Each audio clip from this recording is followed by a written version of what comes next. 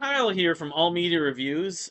Here to do sort of like the next commentary editorial take. I should probably write something more detailed in the blog. I could about the Timberwolves and the NBA playoffs. Although first I'm watching the first round of the PGA. Well, able to do that, have that in the background. But it's interesting. I'm learning that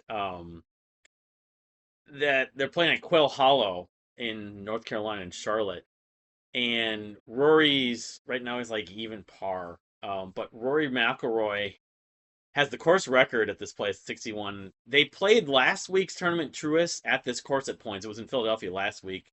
Substraka won, but Truist used to be the Wells Fargo, I guess. Rory's won this tournament 4 times. And I don't know if like all of them were actually at Quail Hollow, but I mean, I think if Rory's gonna win, the way he won the Masters makes sense rather than trying to. Some of these guys like think, okay, I got to do well. I got to like shoot 64, 65 the first round, and you don't. You just need to hang around a lot of times. That's with majors.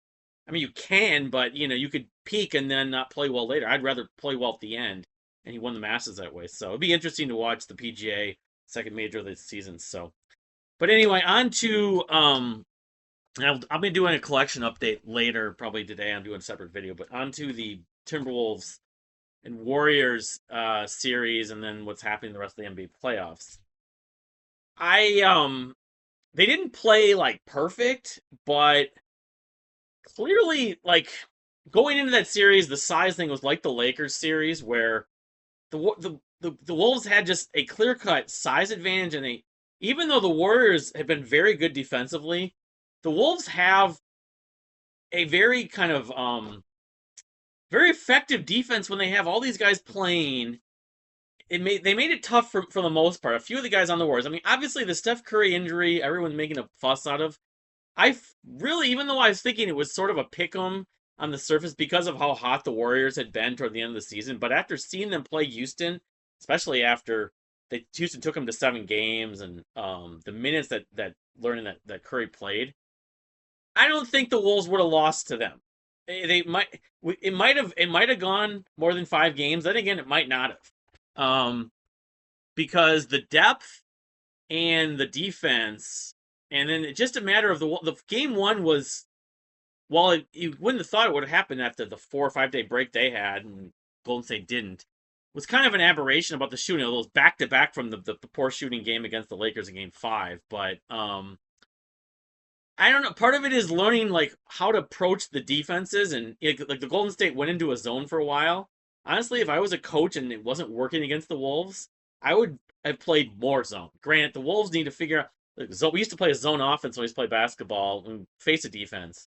You got to dribble into it. You got to basically find your way around. So you got to have good ball handlers. Some of the guys the Wolves have aren't the best ball handlers, besides Rudy, of course. But um, I thought the Game 5 last night was the most sort of balanced like performance for the most part beyond the turnovers, which some of that was sort of when the lead was high and stuff, but like the end of Game 4, which was pretty bad considering what the lead was. The last 3 minutes they coughed up. They only won by 7, um, but the other thing is the rebounding. No one's talking about this. Golden State had like 18 offensive rebounds. The Wolves out rebounded them, but given the size advantage, I mean, some of rebounding is effort. Some of it is just position. You got to get between your man and the basket. A lot of these guys don't think about that. Some of it is like those long rebounds that happen often, like outside shots. But the rebounding is a concern. I thought they did a better job. Well, there were some moments in the Lakers series they got the rebounding was a concern also, but not as much. I think this series more so. But Kuminga is one guy on Golden State you didn't anticipate. I mean, he's athletic. He dunked on Rudy at least 2 or 3 times. I don't know if he's ever going to be an all-star, but some of the other guys they've got, but they play physical. That first game, I was not expecting that, 'cause when they played the Warriors in the regular season, it wasn't like that much.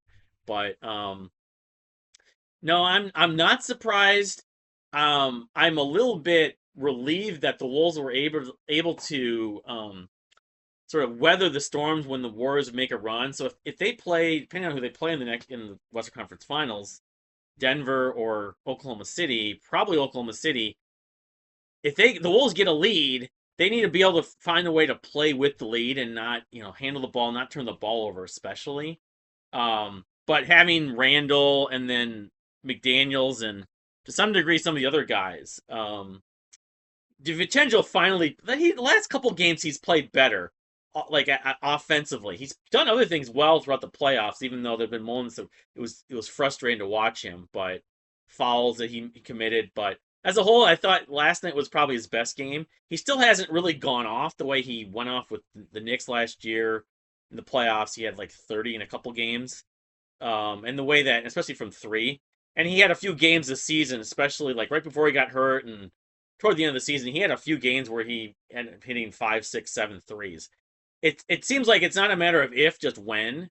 Even though Oklahoma City's their defense is, among the best in the league.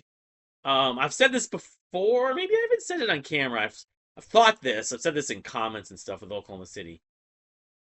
And again, this is getting ahead a little bit, but they always come across as being more about finesse, and they're not physical. And so I mean, the Wolves split with them. The game on February 24th, I rewatched some of the clips. That was the game where Gobert was out, Randall was out, and Dante DiVincenzo was out. Plus, Anthony Edwards did not play in the fourth quarter. It was led by Naz Reid, who's been hit and miss in the playoffs. Who's better, more consistent, I think, last year, as during the season. But he had some great moments, but he was really good in that game. They came back down from 24 in the fourth quarter and won in overtime. But the other guys, Dillingham and Terrence Shannon Jr. So I know they got the rotation that's working with the 8 guys. They put in TSJ a little bit, and Jalen Clark especially. I don't know. I guess it's going to be a different animal playing. I love that phrase, of course. I habitually say too much. Playing whoever they play. Denver, of course, they swept and they beat last year, but playoff tournament. The other factor, the biggest factor as a Wolves fan going forward now, is really what happens in this next round from a fatigue standpoint. Last year, to me, and I'm not the only one, felt that the Mavericks series, I think if they would have won at least one of those first 2 home games, it might have been different, but they were spent. They were out of gas. The Denver series wore them out. Ant got more rest. I think they've rested guys more, even though to some degree, both the Lakers and especially this series were more physical. At least they weren't 7 games. They weren't 6 games. So, um, I mean, they're playing. I guess you look at they're playing well. I'm not surprised. Game 2, I think. Game 3, I think was the Warriors' best shot because the Wolves just blitzed them in game 2. I don't know. I guess if their offense is clicking, I know, especially Jaden McDaniels. He showed sparks of it, but I think since January, he's sort of come into his own even more so. I mean, it's not 100% of the time. There are spots of the game where you don't really notice him on offense that much, or he'll miss a shot or two, and but when he's been getting going, he's been more consistent. When he gets steals, when he just shuts the guy down like he was just shutting Jimmy Butler down throughout this whole series. Very clinical. He reminds me of Pippen, of course. I mean, the biggest reminder, even though he's actually a few inches taller than Pippen, with the long wingspan arms. Robert Horry to extent too, who's actually probably about the same height, but Robert Horry's a little physically larger, though. Jaden McDaniels may gain a little weight as he gets older. I hope his ability to play won't be affected by that, but the other guy I was just reminded of is Tayshaun Prince, who obviously was one of the key parts of that Pistons team that won in 2004. The Wolves might have been able to play. That long wingspan, and his offense is just, I mean, if he misses a 3, he should, again, all these guys miss a 3, go back to an easier, higher percentage shot, either a layup, a dunk, a mid-range, off the glass, something like that, and he's going to have an advantage, even against the other teams in the playoffs. Now, I mean, the Lakers and the Warriors, I mean, again, Curry, if he was in, he wasn't in. You could say Kuminga doesn't have the series he has in some ways. I don't know. I think it was more to do with Rudy Gobert. While he hasn't, like the Lakers game 5 was his biggest game, he's been a little more consistent in this series. Both his defense, of course, somewhat of his rebounds. He's had some bigger rebound games. He had like 9 rebounds last night. but he's been a little more reliable on offense, not throwing the lob or just getting the ball like in a spot like behind the basket or something like that, where he's just near the rim and his size could just allow him to score half the time at least. And he's actually been hitting more of his free throws. He did miss one last night, but I think it was game 4. He made a few. He was like 6 or 6, 7 to 7 from the line. So, um, yeah, I mean, this is in some ways I think this team is better than last year's team. In that I think that the experience for one thing, I think, and to some degree, although sometimes this is fatigue, sometimes he just kind of relaxes. They need to stop relaxing when they're up by 15, 20 points. You need to just finish them off and put the foot down, because he turned the ball over. He needs to stop over dribbling. Julius Randle, as great as he's played, and he probably is, even though Ant has been great, Randle's been their MVP. He may be the MVP of the whole playoffs at this point. Um, has a few moments. He had one where he's like doing a million moves with in the post, and he moved his pivot foot. I mean, some of it's just getting the right position to hit his shot, which again you can't argue. Every move like that, he makes 5 moves that you can't stop him. Um, so I mean that in that sense, I think it's a little more consistent having Randall and Ant. Ant a little bit better than last year, more consistent, and the depth without maybe being as fatigued, quite as fatigued. Even though I just said that some of the turnovers and the over dribbling when Ant dribbles off his foot, um, some of the pressure, like the full court trapping, they need to be able to handle that a little better. I mean, in that sense, I wish they were using Dillingham because at least he's more of a primary ball handler. Not that Alexander Walker and also they need to have Ant not bring the ball because that contributes to his fatigue. But Alexander Walker and Dante aren't bad ball handlers, but I think a quicker guard. Conley, of course, Conley played really well last night. I think he's kind of thinking this might be my last chance. I'm going to play as well as I don't want to regret not playing better. So he had 16 last night. His 3-point shot kind of came back. He's hit a few in this series, but last night was his best game by far. So the Western Conference Finals, OKC or Denver, as I just said, they're going to be on the road in the first game. But the rest hopefully will be to their advantage. Like they remind me of the way Dallas was last year. Very much the Wolves, even though they didn't make a trade. The Randall thing sort of worked. Although people haven't mentioned the fact I felt like Randall, come about the middle part of January, started to play better. Even though the record was around 500, he started to play better then. Then when he got hurt, the team sort of were about the same.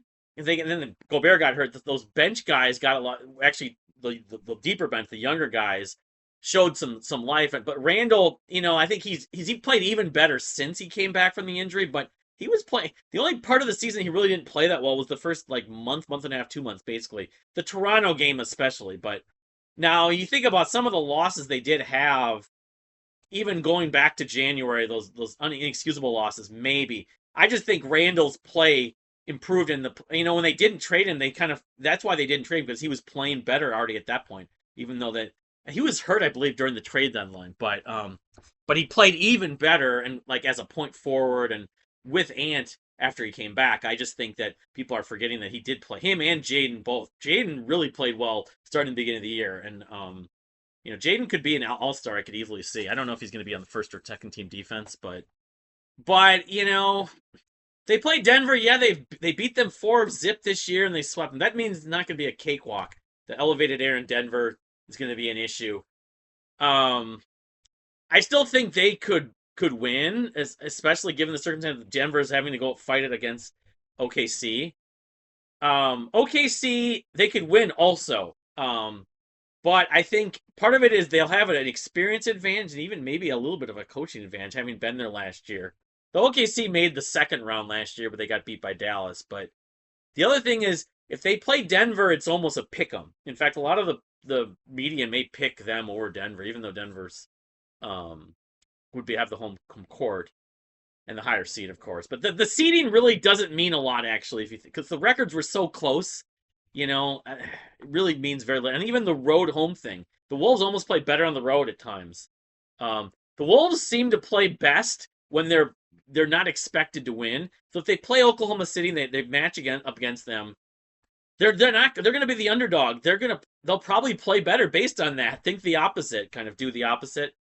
But I don't know. I guess I could see it being a tougher series, although again, they beat Oklahoma City in their stretches. I just think you look at Oklahoma City, they end up their defense is good, they're quick, but they're not physical. If the physical part of the series and like it doesn't become a shootout. If it becomes a shootout, then the Wolves could be still in trouble. The Wolves have a great offense, especially second half of the year. But I think if it becomes a shootout, they're going to need Dante and Naz Reid especially to make a difference. I mean, I don't assume that Conley, but they're going to need those guys. But if it becomes a physical series, the Wolves will have a big advantage. Especially if they win, like if they play OKC and they win 1 out of 2, because resemble the Lakers series to some degree. But the only thing is the Lakers didn't have depth, and they weren't old. The Lakers did have depth. The OKC has some depth, somewhat, but like Holmgren, he's big, but he's not physically like heavy. That's where the weight. Rudy Gobert probably has 30 pounds on him at least. And even Julius is probably heavier than him. He's not. Holmgren maybe has an inch or two on him in height. Um, I don't know, and I don't, I think that the Wolves could really give them more problems than the media are going to expect, and if the media somehow starts picking the Wolves, or like let's say the Wolves split, or even they go up 2-0 in Oklahoma City, then the Wolves the media is like, oh, this is over. That's be like the Denver series last year all over again, where the Wolves went up 2-0, and then what happened? They lose the next two at home to Denver. Almost it would be best if they split, kind of like in this past series, in both series actually. So, and then there's a commentary on the other side of the bracket, of course. The Knicks, Jason Tatum, of course, unfortunately, it's like Steph Curry is out. I think the Celtics, it wouldn't be impossible for them to come back, though, because they have that depth, which kind of concerns me. But Tatum, I guess, is out for the rest of the playoffs. So, but let's just say that the Knicks do win that series. They win the game 6 at home, even though I guess I could see that Celtics winning the next two still, given their depth, because they have all those guys that are long defenders and can shoot. Was it game 3? They absolutely just killed New York. New York relies on a few guys. Um, but let's just say New York gets in if and they play Indiana. Based on what I've seen in Indiana, unless Indiana gets overconfident again with expectations, Indiana is going to be favored. Even though that Knicks will be the higher seed, I still think they would favor. I don't know how they did in the regular season. I don't follow it close enough. But the thing is, if Indiana wins and Wolves were to beat whoever they beat in the Western Conference Finals, then we get down to this whole thing with Indiana. Those two games they played Indiana where the Wolves really needed to win, they did not win. Especially the game at Target Center where they were missing Halliburton and a few other guys. They had that Obi Toppin guy who hit 9 threes. A couple of them like fading out of bounds like Steph Curry. I wouldn't honestly, even if the Wolves beat OKC or Denver and were to play Indiana, I wouldn't pick them. I don't know about the home court. If they have the home court, they probably wouldn't because if it's based on seeding. If based on record, the Wolves might have. Indiana played in the first round. They played um Miami. I forget who they. Oh, Milwaukee. Yeah, I think Milwaukee. Well, anyway, I think Indiana I think may have had the home court, so they would have the home court in the finals too. I just think that they just got blitzed by Indiana twice. In the second game, Indiana, I only saw like part of that game. That was no bueno. They needed to win that game. That was down the stretch. That was the last 3 weeks of the season, and it didn't happen. Um, so I actually probably, depending on what happens this conference finals, I probably wouldn't pick them to beat Indiana, even though we'll see. Does Ant step up? Does Ant become like keep ascending, and limits his turnovers and is hitting his baskets near the rim? And if Julius Randle keep doing, then I would have a hard time not picking the Wolves. But if I was picking right now, if they were to play Indiana, I would not pick the Wolves, just based on what happened in the regular season and how Indiana just destroyed Cleveland. Now, part of that was Cleveland was hurt because Cleveland was so good during. They just absolutely destroyed the Wolves, the second game especially. But they lost a bunch of their guys. So, and if it were to happen to be New York, then of course that's the NBA's like probably that would be the matchup they'd want with the whole drama of Cat and the trade, of course, with Randall and Cat and Dante DiVincenzo, and of course a little bit of drama with the Tibbs being the former coach here, Tom Thibodeau, here. But I don't know. We'll see. It'll be interesting to see. I think they played very well and well enough to beat these two teams they beat, the Lakers and the Warriors, that the next series will be more of a test. And if it's Denver, I mean, they end up playing Denver. Denver comes back. They've gone through a 7 game series. They don't really have a coach. Jokic is basically their coach. There's a lot of advantages the Wolves would have, and the rest factor to some degree, even though they wouldn't have the home court and be in the elevated thing. But they won there last year, and they won 4 games there this year. I don't know.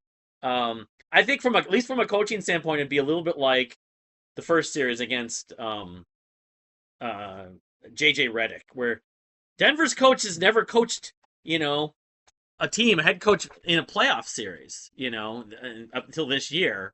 Never coached the Western Conference Finals. The experience factor, Grant, Denver has guys that played in that. That's the one thing Denver would match the Wolves to some degree, is that Denver were in the Western Conference Finals.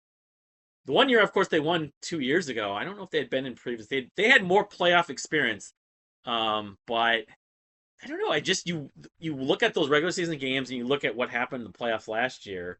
They only have Russell Westbrook. They have I guess you could say the experience factor helps them to some degree. Knowing the Wolves, they know the Wolves well, so they know what to sort of what has not worked. The last game, of course, went into overtime, double overtime, and they won on that fall on Nas three, which I still don't even know how they got lucky enough to do that, and he hit the three free throws. But because Denver needed that game, but I don't know. I guess the chances are better that they end up playing Oklahoma City, and I guess I think that's part of it. We'll see what happens the first couple games, but and some of his coaching, and their coach is good. I mean, look at they won 60 whatever 66, 67, 68 games. So, but that's my spin on the NBA playoffs. I'll try to do another one of these regardless of what happens in the next round, maybe even mid series. I don't know. We'll see.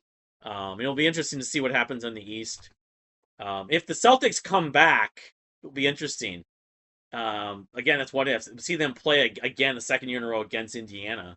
But Jaylen Brown will have to kind of be the alpha guy for them if they were to come back and win the next 2 games. But not having Tatum is certainly not going to help their cause. But it's happened before where you had great players, maybe even the best player, and then someone else steps up. The beauty of having depth is that the Wolves, if they lost Edwards, well, I would say their chances would go down a lot. They have one without him, and they have some depth. I think the Celtics have more depth than them, but if Shea Gilgeous-Alexander went down for the Oklahoma City, kind of similar, although Jalen Williams is their second best player, I would think they'd be affected more. Now, if Jokic went down for Denver, they're done. I'd say they're pretty much done. And the Knicks, Brunson, yeah, I wouldn't see the Knicks. I would say the Celtics, among all teams still playing, probably have the best shot to still make a run without their best player. And the Wolves are close second. I mean, I don't know. Anyway, part of it, Henny Ant on there, even if his performance isn't great, he attracts the defense. He had 12 assists last night. So you could see him having more and more assists. Him and Julius. You have those other guys involved. Naw, and Rudy, Conley, even to some degree, getting those back doors, those layups. And of course, Jaden. Jaden's the one guy that probably doesn't get as many assists because he's being thrown the lob to. But, Jaden McDaniels is probably my favorite player on the Wolves. Even though you love Anthony Edwards, it's just, I just can't help but not appreciate his ability to defend. What happens in the offseason in the future, I think beyond Ant, he's the most important guy to keep, even beyond Randall. That's going to be interesting, even if they don't win the championship, they don't get past the what's going to happen between Naz Reid and Julius. I mean, I don't think they can keep both of them, and Alexander Walker's probably not going to be kept, but at least they have Jalen Clark. I would love to see a starting lineup of Jalen Clark and Jaden McDaniels, and a couple of years down the road, Jalen Clark becomes even better player as long as he manages to stay healthy. I mean, Rudy's getting up there too, but just to have like a large consumption of minutes with Ant, Jalen Clark, Jaden McDaniels, and Rudy on the floor, their defense would just be suffocating and so hard to score on when they're using their effort. They would be up there among the potential greatest defensive teams the last couple decades at least. So, anyway, thank you for watching though, and we'll see you next time.